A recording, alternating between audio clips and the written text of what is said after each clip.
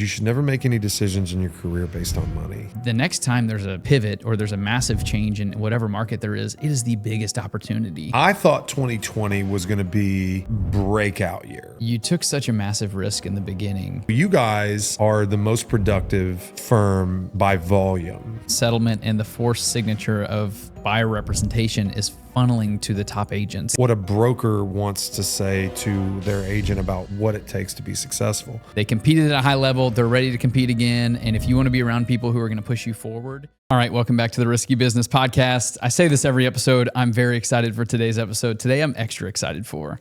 I am like a kid on Christmas today because I'm sitting here with Jay Pitts, who Jay is a real estate mogul legend in Louisville, and he might roll his eyes, but it is true. If you're just listening, he's rolling his eyes. But I listen to his podcast literally, I told him, I was like, I think I'm probably the first person to listen to your podcast when Ryan Harrison, you drop an episode. Yeah. I love it because it literally covers real estate, Louisville real estate, golf, and Louisville news and Louisville basketball. Louisville sports. I'm like literally. Yeah, I mean, honestly, sometimes it feels like we don't say much. But we've been told by our listeners that they appreciate the kind of... I love it. The candid stuff. So the non-real estate takes, and I don't know. We just try to keep it fun and light.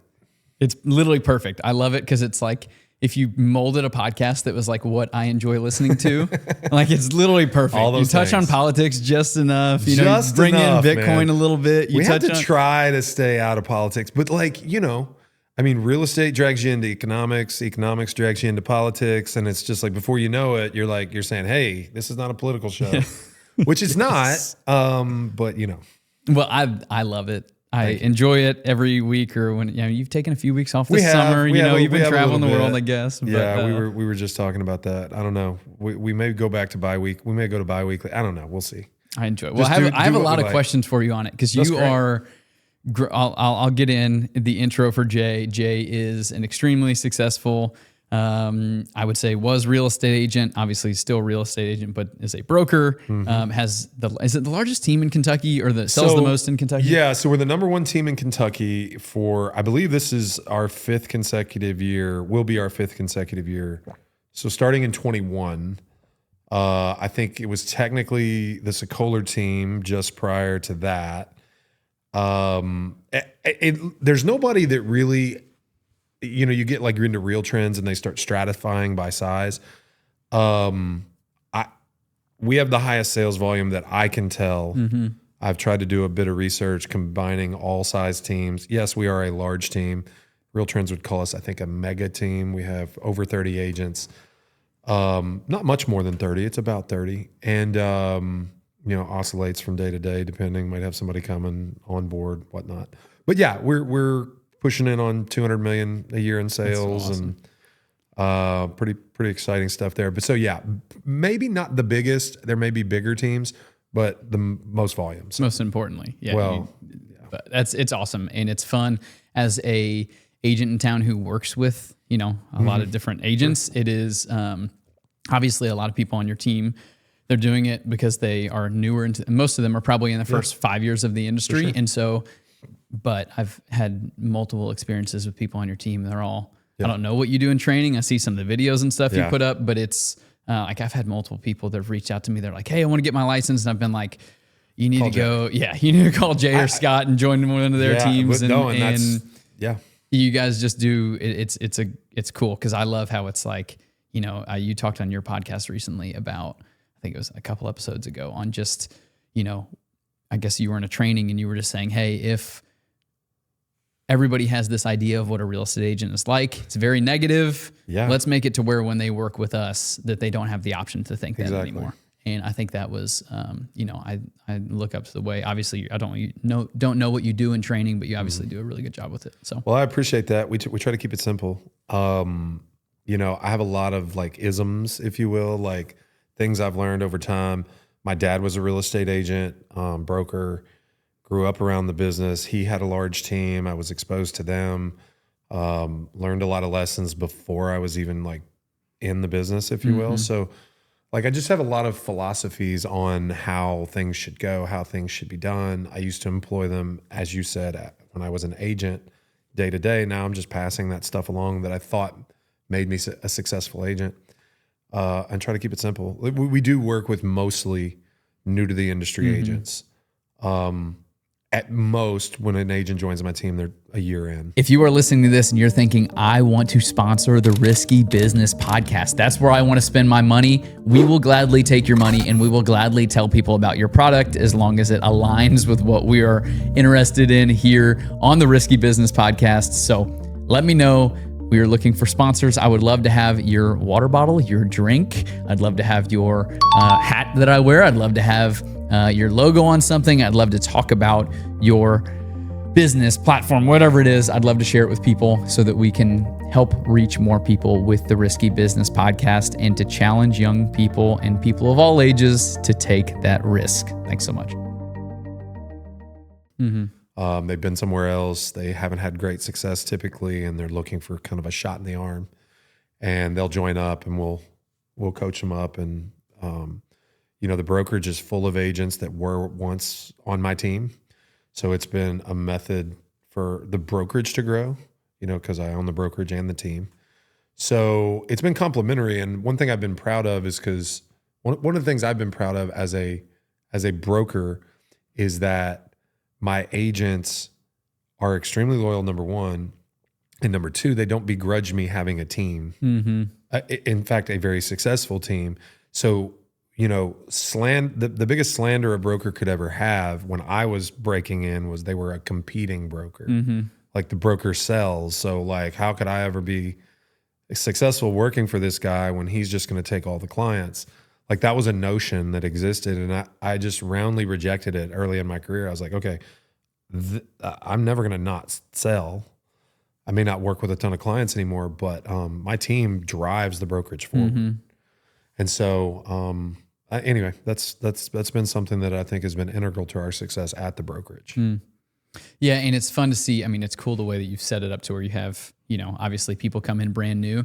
Yeah. Obviously the team is not, once somebody has established their business and maybe is saying, hey, I don't need to rely on leads as much, or I don't need to call Jay or my team lead as much anymore, and they've been doing it for a few years, you do have a good avenue for them to be like, hey, you can still stay on at the brokerage. That you know our DNA, the way we fight for you as a broker or whatever you're going to do. And I think it's cool to see that you have a lot of people who just fit that pipeline. And for sure. There. They go from team agent to team leadership within the team or a team, and then they go to independent agent, then become a team leader. And so like they just slide over a chair, and it's like, okay, well now I can mentor you in this way. Let me help show you how to build the team. Let me show you how to leverage. Let me show you how to hire staff. Let me show you, how to build a brand or build a brand bigger than what you've been capable of doing so far. So yeah, I think we've been pretty successful at that. And like I said, we've got big team leads like Scott. You mentioned Scott Radcliffe, that are really successful when the brokerage. Scott was on my team to start. That's so cool.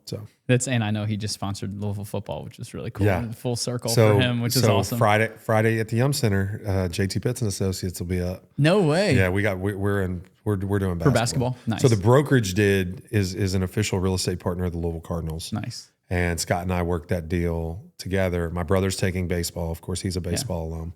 Scott's a football alum, so he took the lead on football, and we don't have any basketball alums, so you can take the honorary basketball. I take the basketball because you're a Bellarmine baseball guy. I was a Bellarmine baseball player. Nice. Yep. Catcher. I was a catcher. Nice.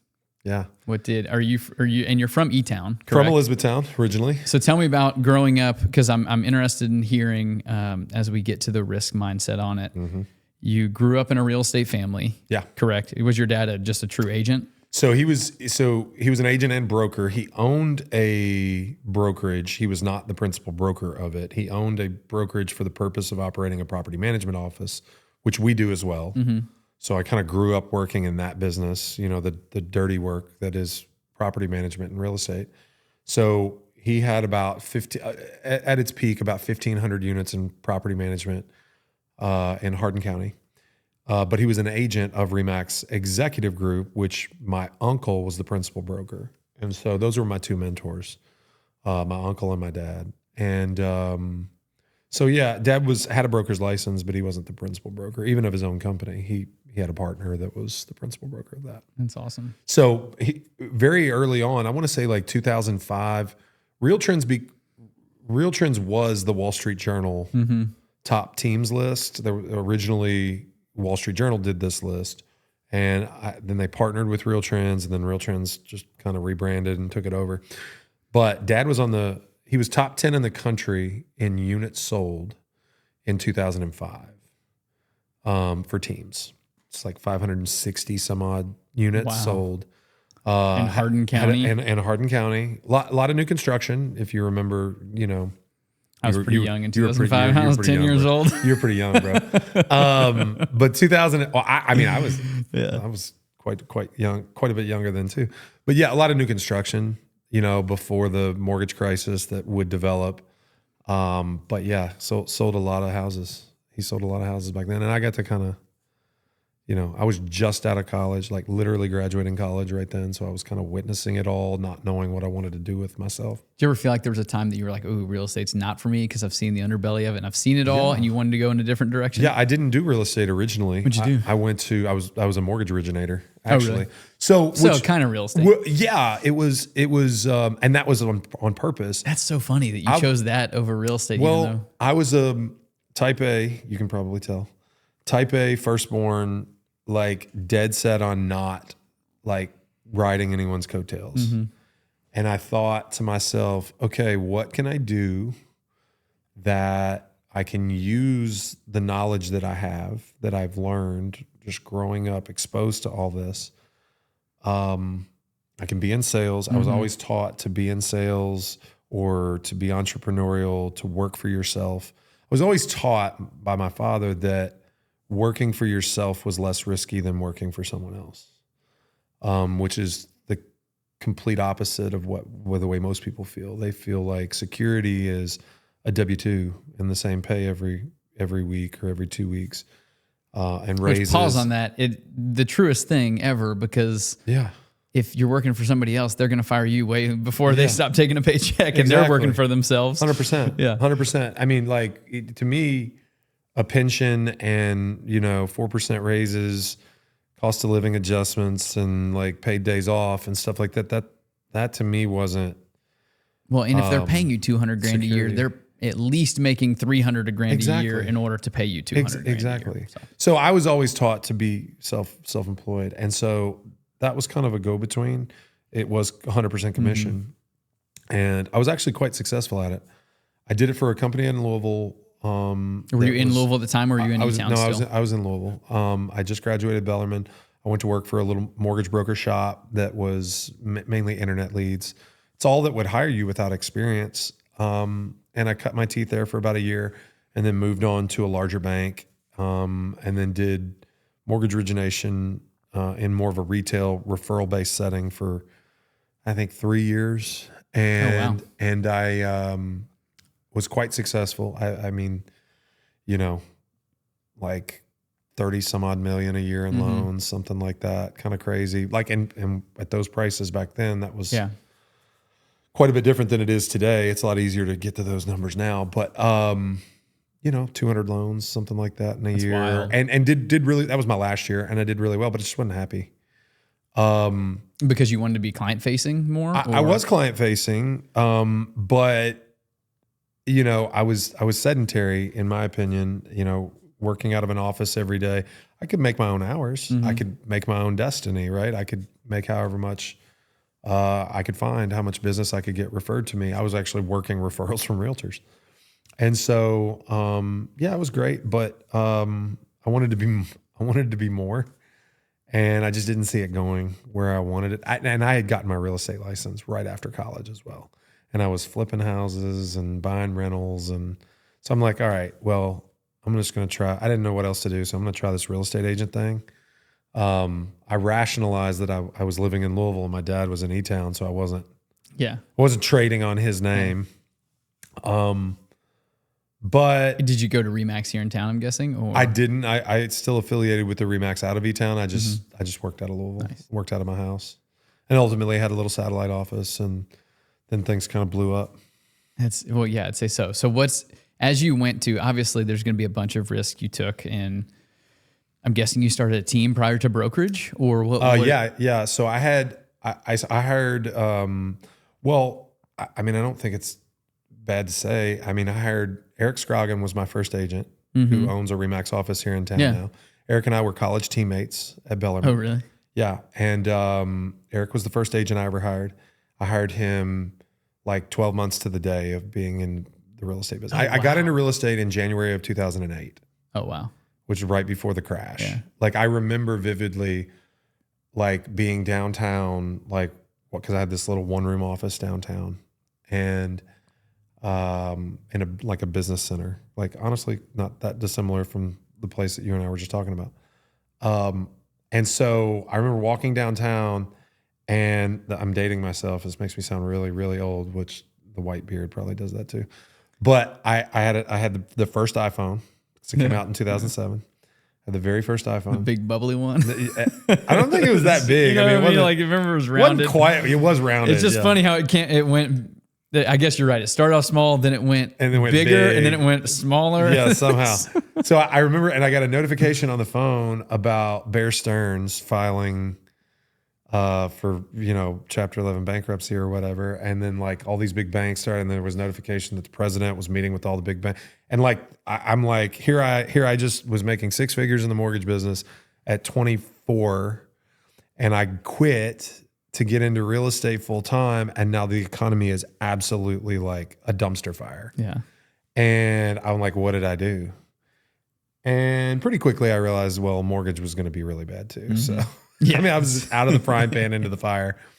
But yeah, man, jumping out of a 6-figure job at 24 to go into real estate full time just because you really want to be self-employed, I'd say is a fair amount of risk. Yeah, and I think I keep mentioning it. I feel like we know each other better than we do because I listen to your podcast so much. So you know what I mean. I feel like you know what I mean. Like you were talking the other day on just you said I could find you an article that talks about, man, we're in a great market. I could find you an article that we're in a bad market. I could find you an article that we're in the most stable market ever. And it's like, so true. In the grand scheme of things, I think you highlight the point that in this podcast I've sat down, I think you're the 24th person I've sat down with, and almost every single one is pointed back to a time in COVID or in the crash in 2008, how, yes, it was horrible for a lot of people. Yes, a lot of people lost their jobs in COVID and a lot was going on, but there was this huge opportunity for pivoting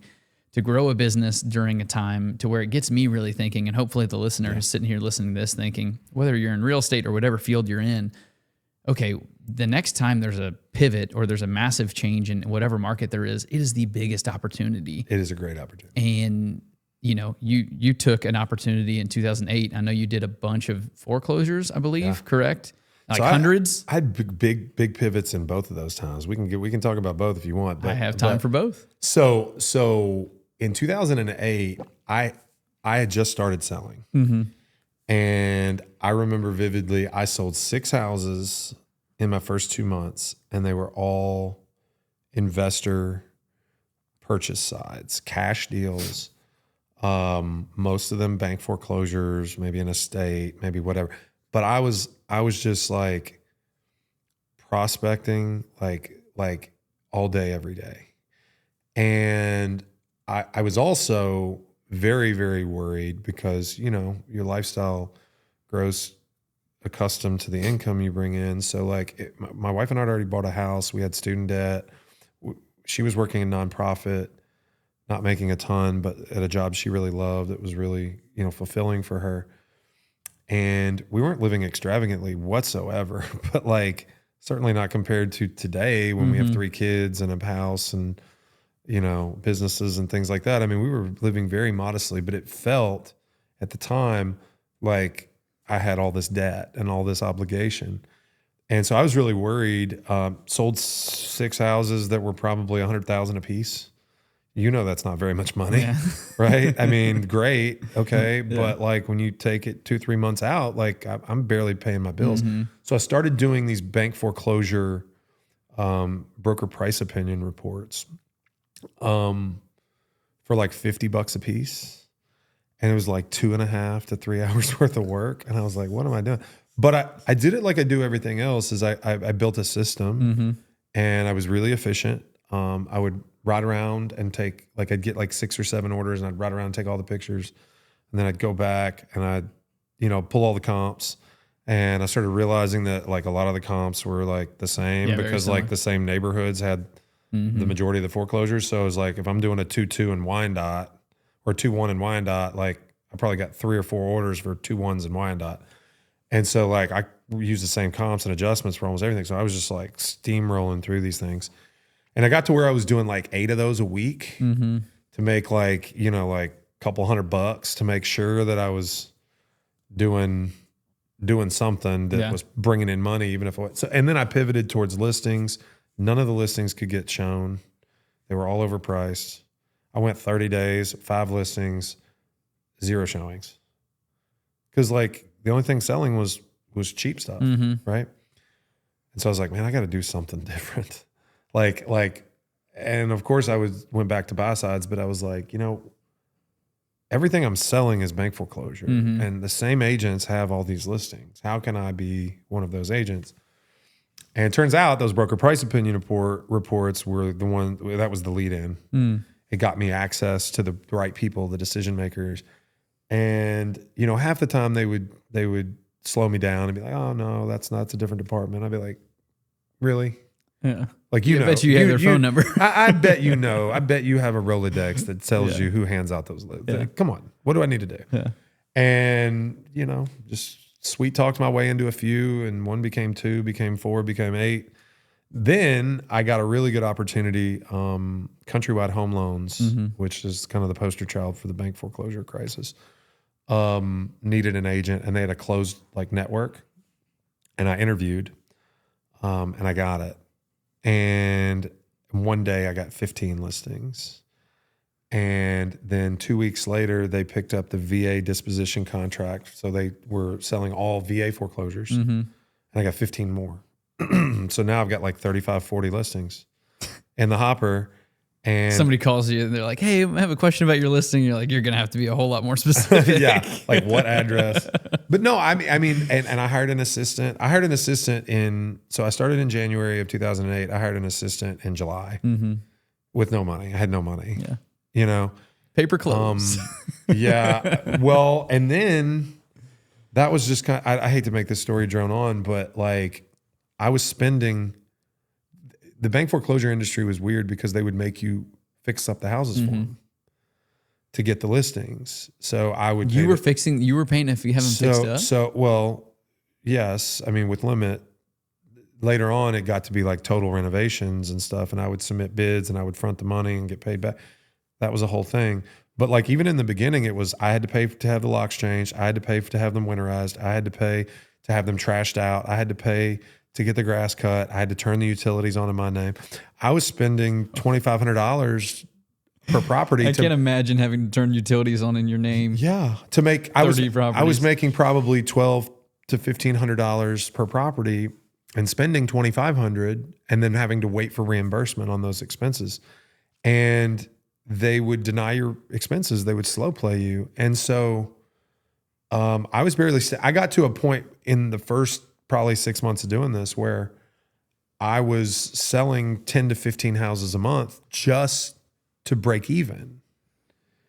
Right. Wow. And then I remember it vividly. It was November, end of November, right after Thanksgiving.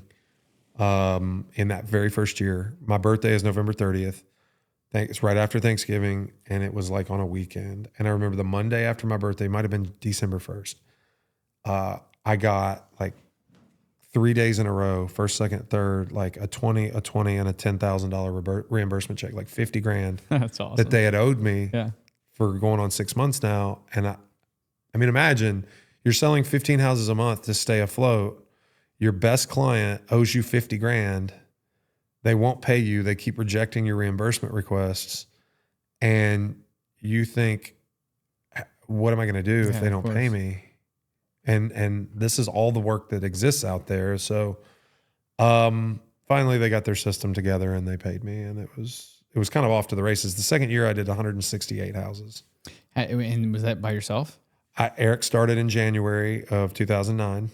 So how in the world? Eric did about between 15 and 20 deals that first year. So I did like 140, 150. How in the world did you do 140 deals? I hired a really good assistant. The funny thing is, how many of those were buy sides? Very few. Like I probably did. Well, I take that back. Okay, so 168 houses. He did probably 20. I'd have to go back and look. So 140, 150, whatever. I probably did 20 or 30 of those were two-sided, like list side deals, because when you list REOs, people come straight to you. And then I probably did 10 or 15 regular deals. But yeah, I did probably 100 REO list sides in that very first full year. And then it went up from there. We did like 220 in year 2 in 2010. Did you have a fan? Like, were you married at the time? Yeah. So Jen and I got married in 07. Oh my gosh. But no kids yet? No kids yet. But did you guys talk that year? Because I'm at 60 deals this year, and I'm like, holy cow, I can't do any more than this. So we joked. She was the executive director of the Light the Night Walk for the Leukemia Society at the time. That's what I said. It was a job that is nonprofit, so it doesn't pay great, but it's very fulfilling. And she was very into it, right? It was $1 million fundraising campaign in 3 cities that she managed. And so we were just very type A achiever types, and we would both of our offices were downtown. So like we joke about like we would work from like until like 6 or 7, and then we would meet for dinner, and then we would go home, go to sleep. Like that's all we did. Which, I mean, I know it doesn't sound phenomenally romantic, but it worked for us for a while. That's fun. But yeah, that's so yeah, it went like, 50 deals in year 1 to 160 to 220, and then that's unheard of. Yeah, we peaked with six agents in 2015 before I launched the brokerage. I call that the old team. The old team did 360 transactions in 2015. That's absolutely crazy. It was wild. And I think wild times. So a lot of listeners to this are not going to be in real estate, and they're not going to enjoy as many of the conversations that me and you can sit here and have forever. But I think the thing that I wouldn't want somebody to miss as they listen to this is you took such a massive risk in the beginning when there was fronting your own money when you didn't have a ton to say, hey, I'm going to take these listings that I'm fighting to get. You literally sat there and didn't take no for an answer. You took a role where you're getting paid $50 a pop to drive all over town to do more work that nobody wanted to do probably. And then you went from there, and you could have just stopped there and said, well, they said that I'm, you know what I mean? They said that I'm not the right person to talk to to get the listings. And then you fought to get listings that lost you twice as much as you were getting paid. I'm paying out twice as much as I'm making.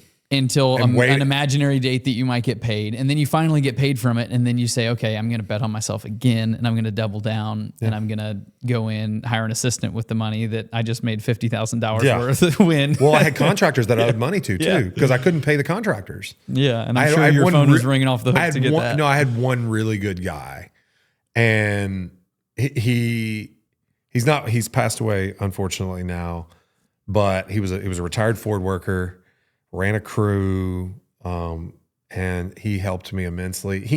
I did a lot of very nice things for him after that to make sure that he knew and understood, but it wouldn't have been possible. Like I was paying him this is not a joke. His name was Red. Hey Red, I call him up. I said, I've got 10,000 for you that you can come get this week, but I know I owe you 20. Like, can I catch up next week? And he let that roll. That's wild. And you still started the next job. And still started the next job and still answered my phone calls. And he understood what I was going through because he had worked for other agents that had done this kind of work. And he knew how hard it was for us to get paid. And so he knew that he could say no, but then he wasn't going to get to work anymore. I'd go find somebody else. And then, so we were kind of all in it together. You know what I mean? Yeah, of course. It's a little, honestly, I'm a little romantic thinking back about it because it was like, that was really cool of him. He didn't have to do that. Yeah. And he made it possible. Like, honestly, would I be where I am now if it were not for him?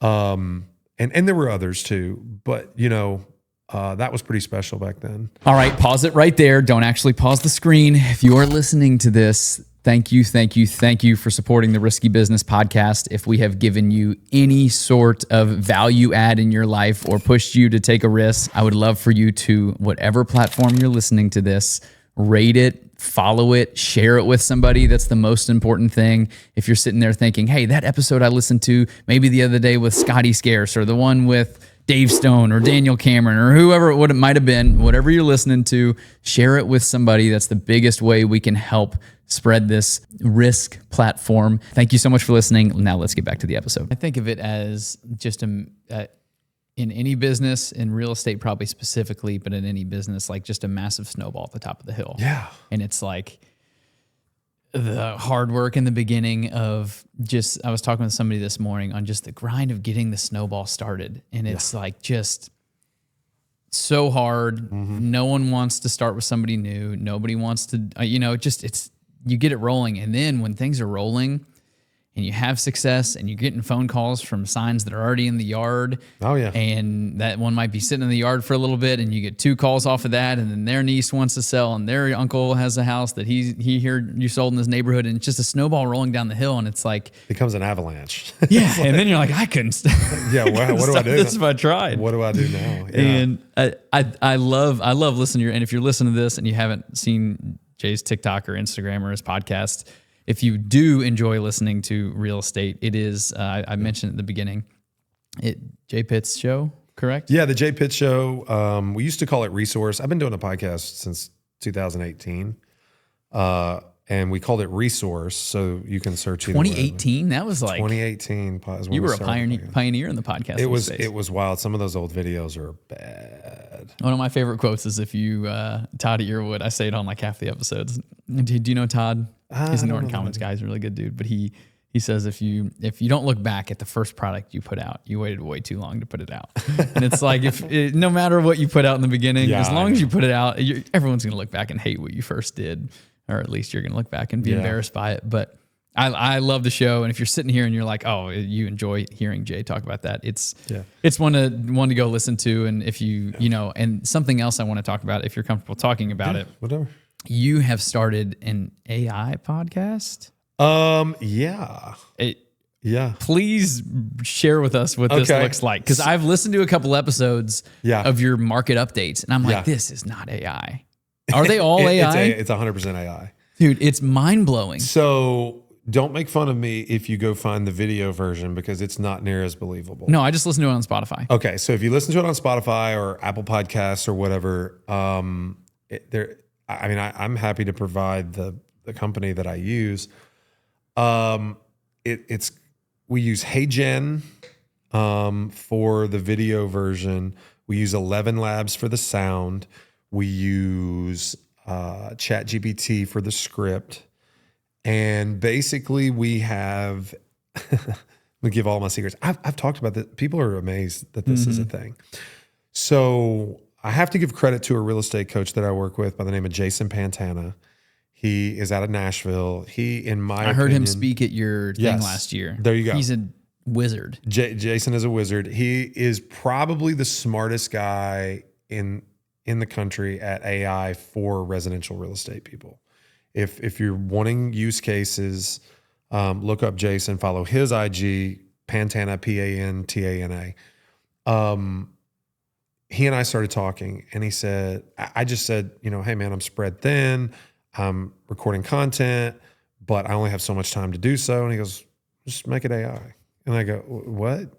And he said, okay, pull up your MLS. And he's like, pick a market that you want to, put out content on. Run a search that yields these numbers. And I was like, okay.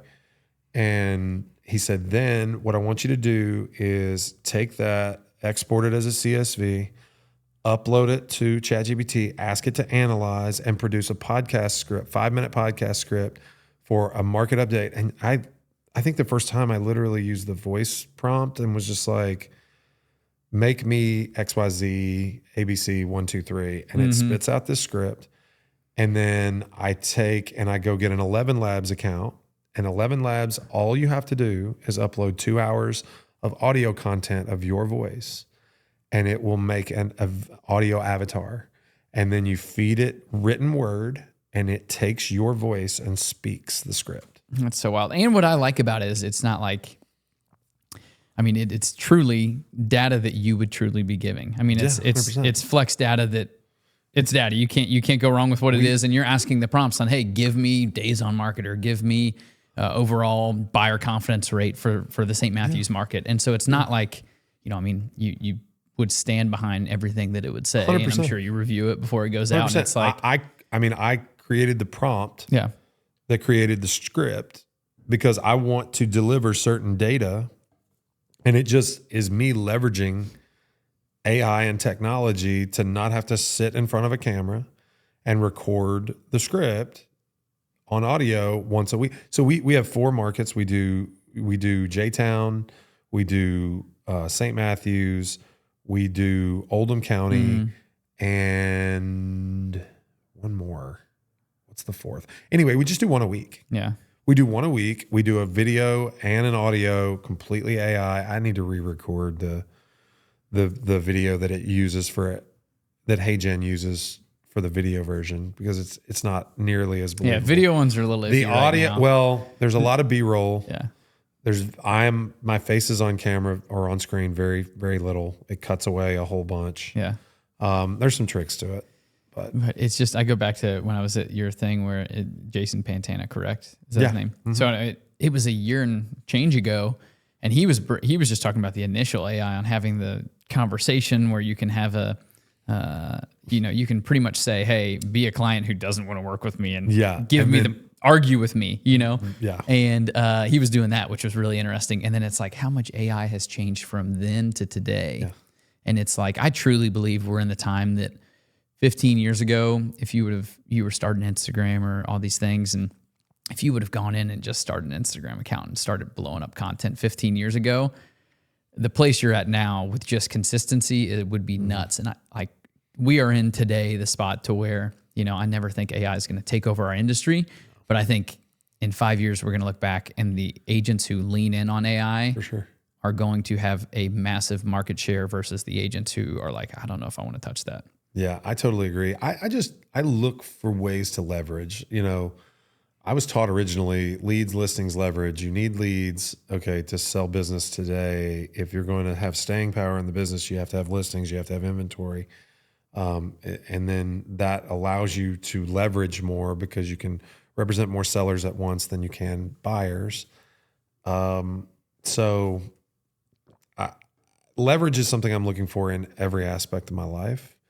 And if AI can deliver it just as well as I can, you're right. Most people aren't going to listen to that and say, that's AI. Yeah.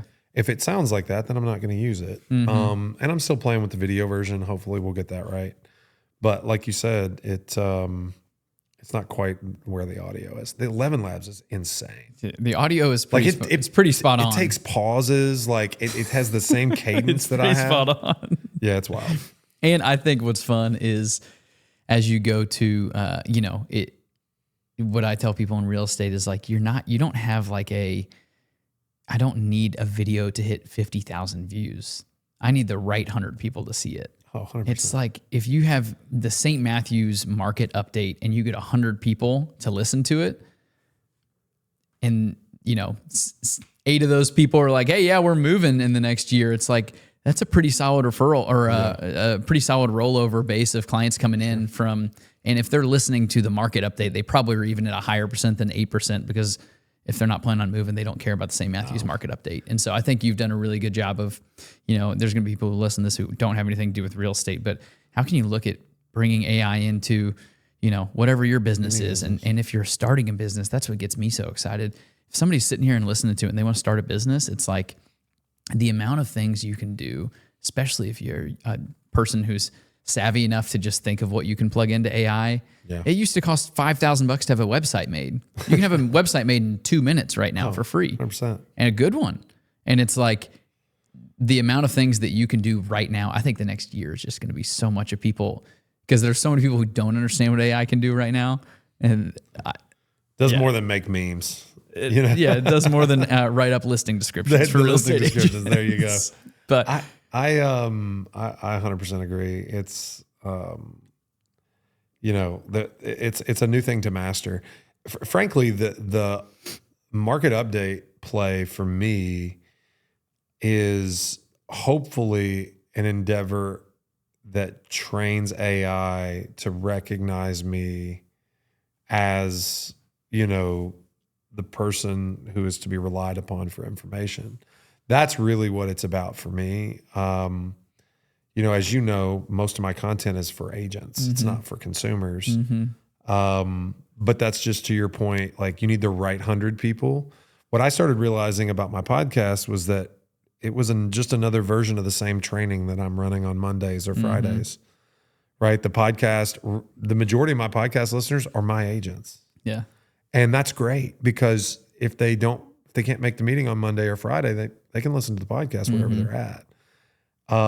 Also, interestingly enough, I've noticed that consumers are really interested and intrigued in how an agent's going to talk to another agent, in what agents want to say to one another, what a broker wants to say to their agent about what it takes to be successful.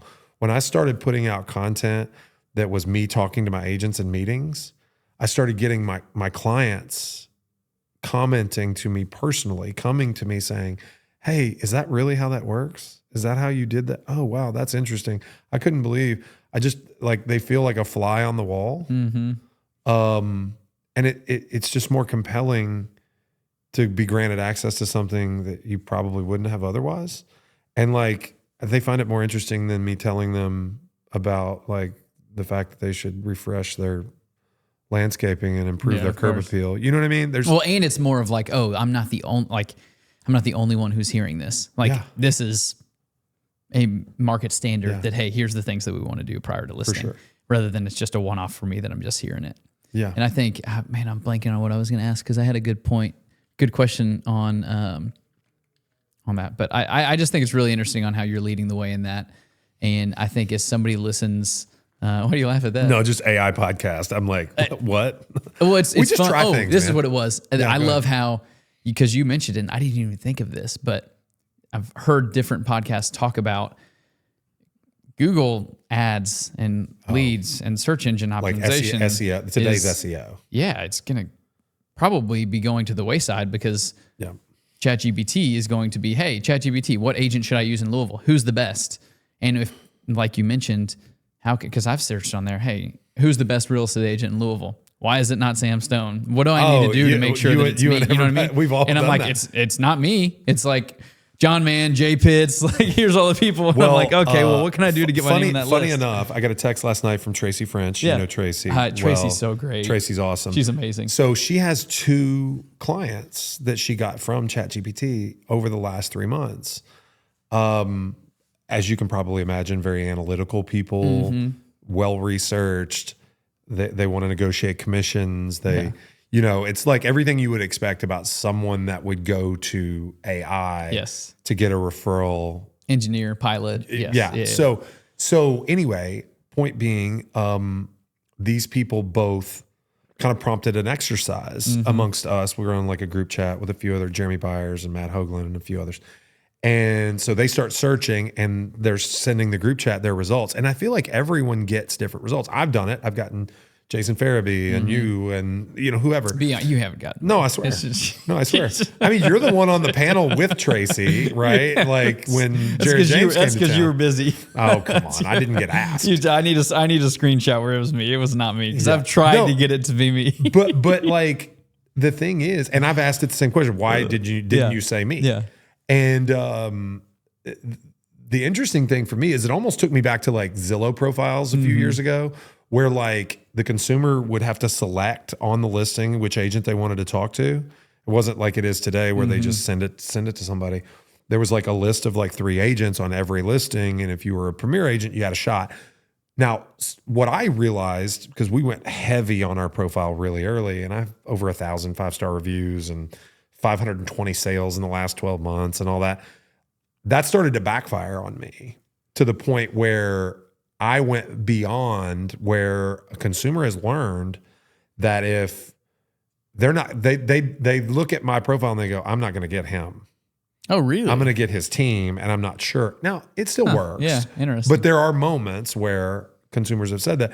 Tracy got picked out of a list of like 8. She sent a screenshot that her client sent her. And it's like, so-and-so has this many sales and this many reviews. So-and-so has this many sales and this many reviews. And it even went so far as to say, but has only been in the business 1 year or 2 years. And so-and-so has been in the business 30 years and they have this many sales. And it's like, and I'm even on that list. And it's like, I'm at the very bottom, like number 10 or something. And I have more sales under my name than anybody on the list. Yeah, probably than half of them added together. But I didn't get selected. Tracy got selected. And funny. So she's in that like sweet spot, as I'm sure you would be too, like where you have like, 100 sales in the past year and all these 5-star reviews. And they say, when I call Sam, I'm going to get Sam. Yeah, and they make the assumption that maybe they won't get me, which is okay. Yeah.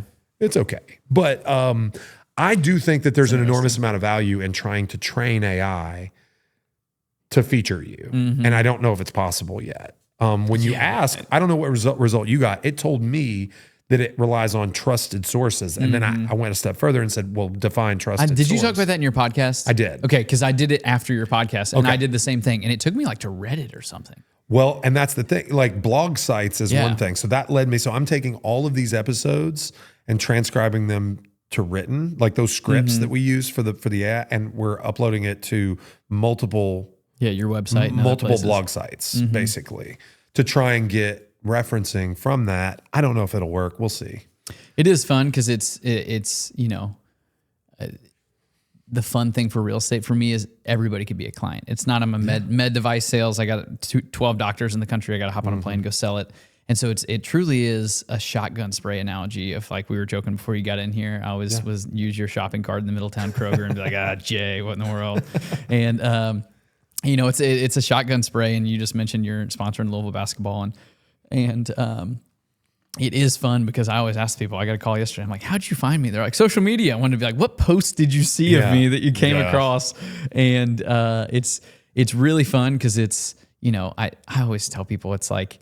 The reason why I enjoy sitting down, especially agents at different brokerages who you've done way more than me and have been in the business way longer. And I love learning from other agents, but it's like, I enjoy sitting down with other agents and seeing the way that they have built their business. Cause it's always different. Nobody built their business in the same way. No. And mine is heavily social media related, heavily leaning in on just as much content as I could put out. That's one of the reasons I started the podcast was, in my, you have a real estate podcast, you have a brokerage though, and you have agents who listen to it. In my world, I was like, no one wants to hear me talk about real estate for an hour a week. Yeah. And so I was like, I think what would be fun is bringing in people who've been successful in mainly Louisville, share their story of what they've done to do it. And in the end, people listen to this, they click on it. Now, maybe you're a bad example because they click on it because of you. They're going to end up using you, but they click on it because of somebody else. And they're like, oh, you know what? I hope to portray that when I sit down in this, that, okay, the person you're getting when you listen to this is the same person you're going to get when you're going to go see a house with me. I mean, I think that's fair. I always say that, like, you don't have a realtor until you have a realtor. And like when people mesh. What do you mean by that? Well, like, there are, this is a fact. 2024 was the highest real estate agent use percentage on record. It was like 94%. So amazing because that was when everything changed within our lawsuit. Exactly. And it was supposed to be the year that was the least used. Exactly. And it's been trending in our direction. Yeah. Okay. So whatever anyone tells you about real estate agents going away, it's not trending that way, at least not yet. In fact, and what I've noticed is it's that settlement and the forced signature of buyer representation is funneling to the top agents. It absolutely is. And it's so much easier to get. I don't have a problem getting any buyer representation signed because I say, hey, this is what I have to do.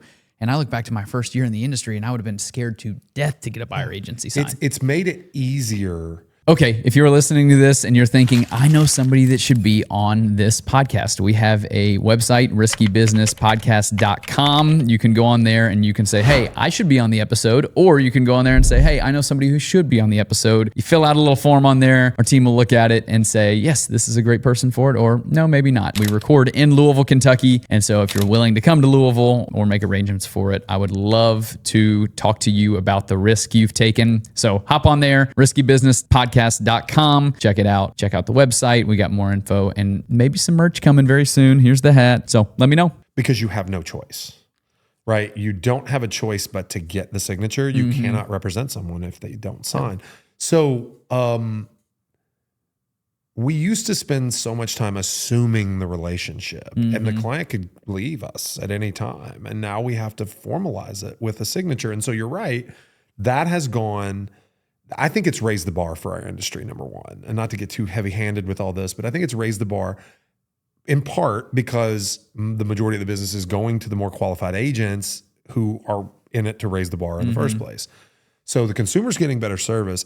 In fact, if you look, nationwide commissions are down slightly. Commission percentages per transaction are down slightly, but locally they're actually up. Commission rates are actually up locally. And I'm sure in markets similar to Louisville around the country, that is the truth. So what we're seeing is like, you know, people are more committed now to their agent than they ever have been, I think, right? And you don't have one until you have one. And what I mean by that is the consumer is not real passionate about their realtor until they have the person that they would never, ever dare buying real estate without. If you've never had that experience as a consumer, you just haven't found the right person. Because I have clients that would literally pass on the perfect house because I wasn't available to show it to them. You know what I mean? Yeah, of course. Like they're that serious. Of course I wouldn't let them do that. Yeah. But like I'm sure you have it. They call me and they say, hey Jay, can you, I know you're busy, but can you maybe show me this house? I'm free on this. Well, I don't know if I can make it. Let me see if well, we can wait. And I'm like, no, I'm not going to let you wait. We're going to get you in there. Just give me a second. Let me see if I can. But like, I think they would pass if I couldn't be there. That's how loyal they are to me. And that's what's so awesome about this business. And I really just think that the bad rap that we get as an industry is just that there are a lot of not great realtors out there. You said it last. I jokingly said, what's funny, you had an extra 0 in an old podcast episode, but I jokingly said, I want to run for GLAR and make it $10,000 to be an agent. Yeah. And you said 100. I was like, shoot, I don't know if I want to pay 100,000. Well, that's what I said. If they make it 100, I'll pay it. Yeah. I'll pay it because I know my competition's going away. Yeah. We'd have 10% market share. I'd just be like, Jay, sell this house to me.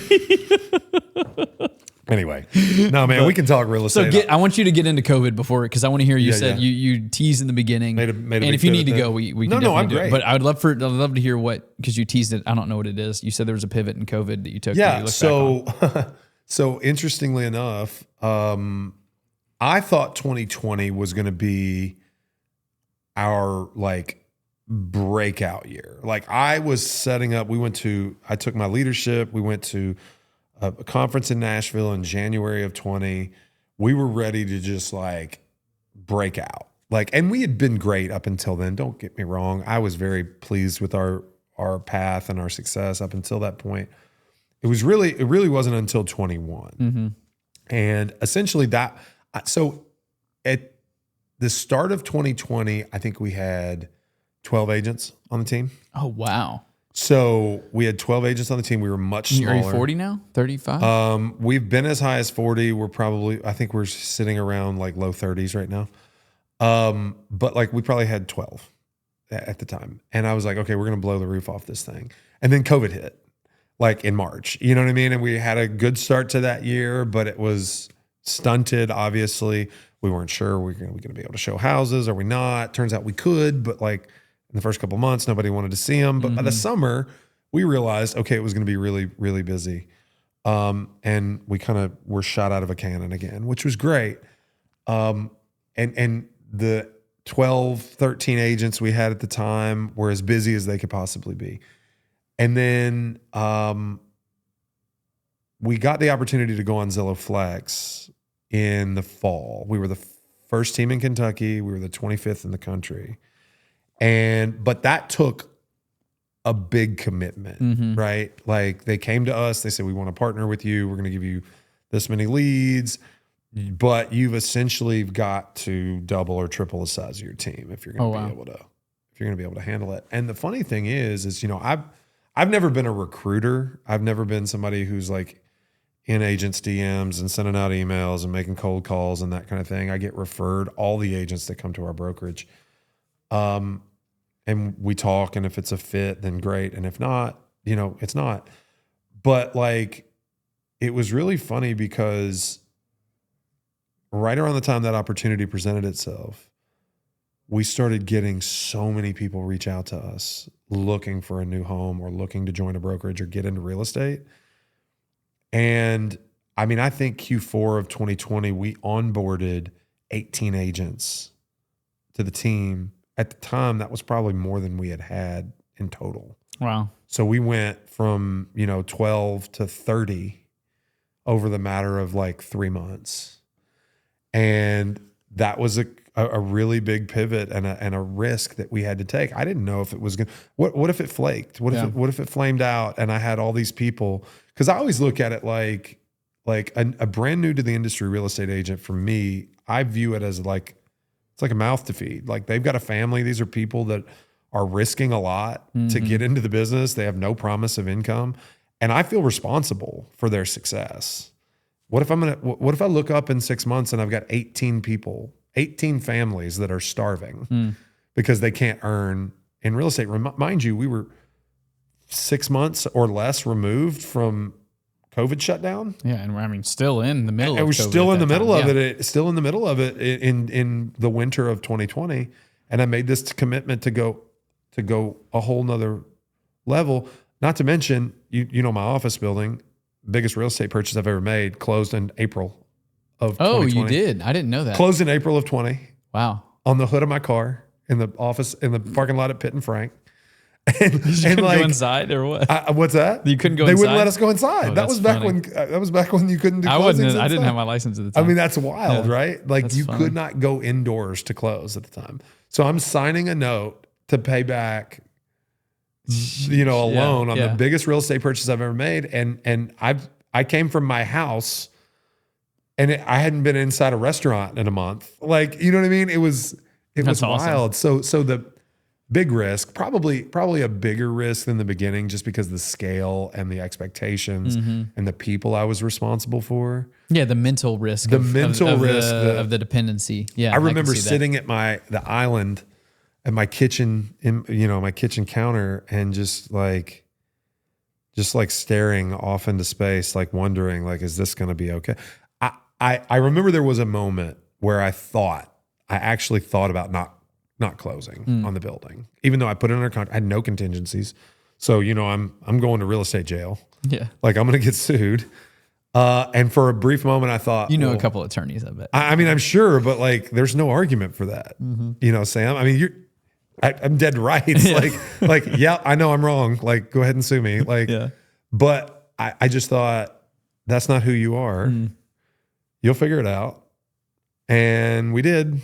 And, you know, we went from probably, I don't know, 60 to 120 million in sales the next year. That's awesome. So and you're at 220 this year? We're pushing 200. And that's just on your team? Just the team. How much is your brokerage? It'll be north of 500. Oh my gosh, that's incredible. Yeah, I want to get to $1 billion, but we're not big enough.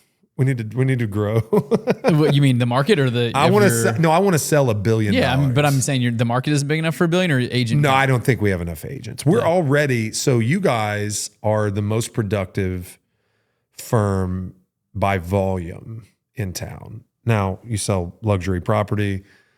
The prices rack up pretty quickly. You've got us there. Average sales price, you guys, is probably 5x what ours is. Yeah. Okay. Your guys is a relative term. But I do believe we're most productive units per agent in the city. Oh, gotta be. Yeah. I think we're like 18 an agent, something like that. That's crazy. So anyway, we'll be at between 17 and 1800 with right at 100 agents. That's a billion. A billion would be. I would like to get to a billion. Would be a pretty cool one. We're gonna have to double up to get there though. 500. It will be north of 500 million. That's so cool. Okay, I want to respect your time. I one more question, and just, you're so good at training agents. You're so good in inspiring agents. You've inspired me from afar without really even knowing it, just listening to things. So what would be your, somebody's listening to this and they're like, man, I want to get my real estate license. I want to start, or I'm a new agent and I'm listening to this. What's your biggest piece of advice and your biggest piece of advice in pushing somebody forward who either wants to be an agent or is a brand new agent? Well, I don't know how actionable it is, but I will say that you should never make any decisions in your career. And it's very hard when you're early on, but you should never make any decisions in your career based on money. You don't worry about the money in this business. You take care of people. And when you take care of people, the money takes care of itself. That's probably the most impactful piece of advice I've ever received. And it's really hard when you're 3 months in and you haven't cashed a paycheck and you're, trying to, pay your bills and your spouse is looking at you like, are you sure this risk is going to pan out? And, you're not sure how you're going to make your kid's next tuition payment, and things like that. Right. Like, I get it. I've done it myself, and I've mentored, more than 100 agents making this move and taking this risk. But if you make decisions based on money, they will be the wrong decisions, and the clients will feel it, and they won't be inspired to work with you. They won't refer you. They won't come back. I mean, that, and probably understanding that you have to find a way to hang around in this business. Okay. Whatever you have to do, it doesn't have to be your dream job every day. All right, I'm here to tell you about Brick. Brick is something that has truly changed my life. If you are an entrepreneur or you're on your phone for work at all and you have the problem with maybe scrolling over and getting on Instagram when you could be returning some texts or phone calls or emails, this is for you. I bought it when I didn't fully understand it. You tap on the Brick app, it shuts off all the apps that you choose. For me, it's all social media. The amount of times I will actually scroll up and just go to Instagram or TikTok without even thinking about it, and it'll be like, hey, you're bricked. You can't even get on this right now. It literally saves me probably 1 to 2 hours a day of productivity. And with my code, which is SAM47683, I'll put it linked to wherever you're watching this, $10, which is around 20% on the Brick app. Takes it from $60 or $65 to $40. It is fantastic. It's magnetic, no batteries, nothing. You just tap on it. It will change your life. But if you can make it to 5 years, okay, you go from an 87% failure rate to an 87% success rate. The industry flips on its head at 5 years, right? 13 make it, right? 13 that start out today make it to year 5. But after that, they're almost assured success. You see it every day, I'm sure. These agents that have been around for 30, 40 years, and they're not marketing. No, they're not prospecting. If they are, it's with their picture from 1995 when I was born. Exactly. They do a great job. I'm sure they're great agents. Yeah. They represent their clients fiercely and they have great skill, but they wait for their phone to ring. Yeah. It's the snowball analogy. It's back to just 100%. And maybe it's that 5-year mark is, and I like to challenge people on, so many people have the mindset of, okay, well, I guess I just got to wait till 5 years.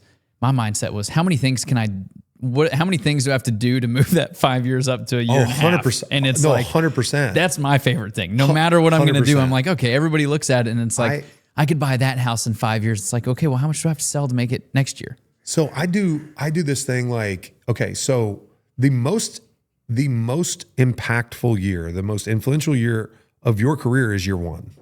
Why? Because real estate is cyclical.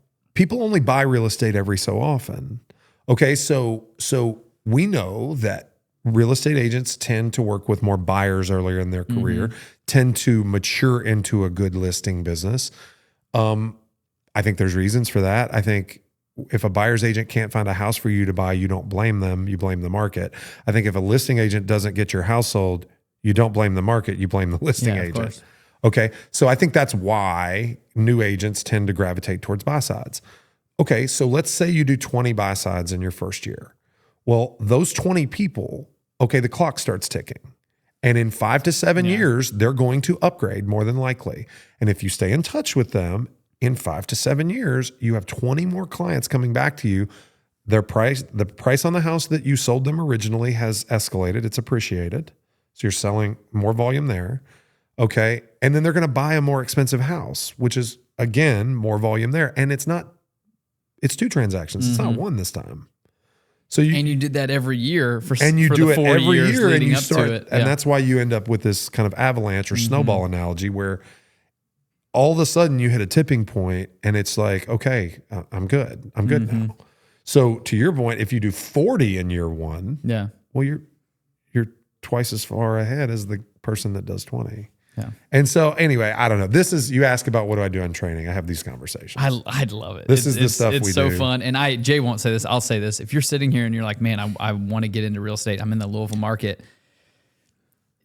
You know, there's a lot of different options. You can go the non-team route and you can say, hey, I'm going to provide my own leads, or I'm going to find a place that I feel like is going to train me in a way. I've sent multiple people Jay's way.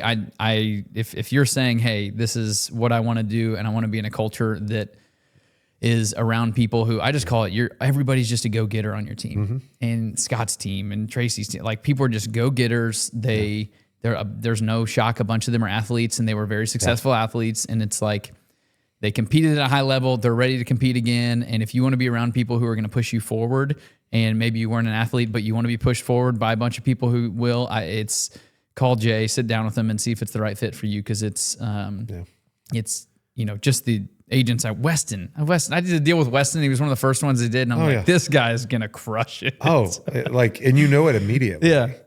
You know it immediately. We do really well with athletes. We do really well with musicians. It's something about Bobby. Bobby's a crazy musician, crazy talented musician.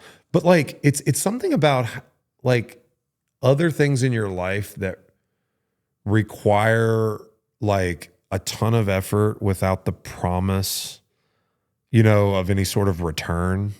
Like, you can be like an athlete, like a college athlete gives so many, like hundreds and hundreds and hundreds of hours with no promise. There's no promise they win a starting job, or, get a chance to compete, or even get a scholarship or anything like that. But like, it's how these people are wired to give without the expectation that leads them to succeed. And to bet on themselves. I equate it to, you see somebody who makes 90 out of 100 free throws, they didn't accidentally come out of the womb making 90 free throws. No. They probably could make 50 off the bat, and they worked their butt off to get there. And you see somebody who sells 100 houses, and they didn't naturally do that based on their sphere of influence, no matter how big it was. So that's it. You got to bounce. So thank you so much. Thank you for sitting down. Absolutely. I really enjoy it. And hopefully I didn't go too heavy on the real estate part. No, it's the listeners fun, love and that. I know it's not it's fun to be. I enjoy listening to even other professions that I'm not working in, to hear how, like you said, people like hearing real estate and hearing the way that you teach your agents. So thanks for sitting down. Thanks for taking time. I know you're busy. Absolutely, man. Anytime. It was fun.